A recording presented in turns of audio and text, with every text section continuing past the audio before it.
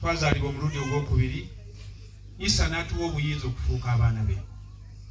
Kale ekituleese wano kitono nnyo mu ddakiika entonotono nga muganda waffe obwedda bwatuvuga. Sebo totuvuze nno supiidi wadde obudde okwetaaya. Mbadde mmanyi nti mbatutte misiima. Era mbalina kwetonda. Nedda sebo. Kaswabuli yantumye, abasinga obungi mu Uganda mumumanyi. Bw'oba tomumanyi kale tomwagala bwagazi, kubanga emyaka gikunuukiriza 6 ng'ayitiddwa Mukama Katonda okumuweereza okuva mu mwaka 1965. Omulimu ogwo agukoze era weeguli. Abavudde mu mulimu ogwo be bamu ku abo benyanjudde abatonotono b'empise nabo. Abuulira enjiri ku Bukedde 1 mumulaba buli lwa Sande ng'enkya ku makya ssaawa 3.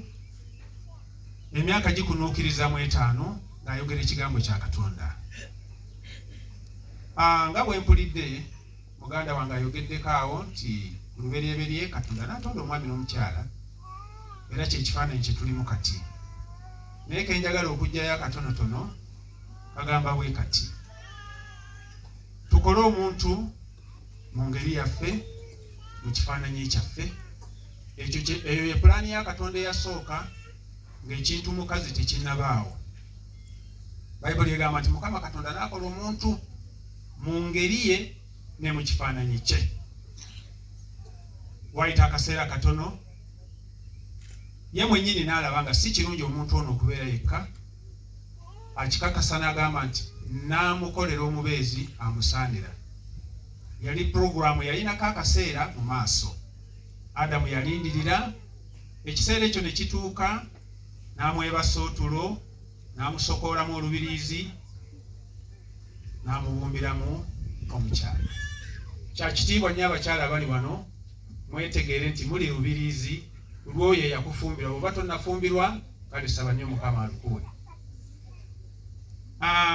Nvudde Iganga gye mbeera, naye ntambula Uganda yonna nga Kaswabuli antumye okutegeeza enjiri ya Katonda eyasuubizibwa mu Matayo 24:14 nti n'enjiri eno eribuulirwa mu nsi zonna okubeera omujulirwa awo enkomerero n'eryoka ejja.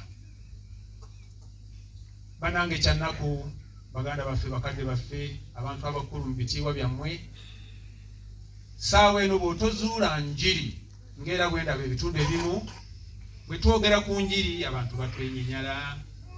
Oli ayinza okugamba nti temwogerera wano bya njiri, n'ebirala bingi nnyo tubisisinkanye, kubanga mu Uganda tewaliwo we situuse n'ebweru waayo. Ndabye abantu ba mirundi mingi nnyo, naye nsaba ojjukire kimu kyokka nti watondebwa mu kifaananyi kya Katonda, oli mu pulaani ne mu ngeri ye.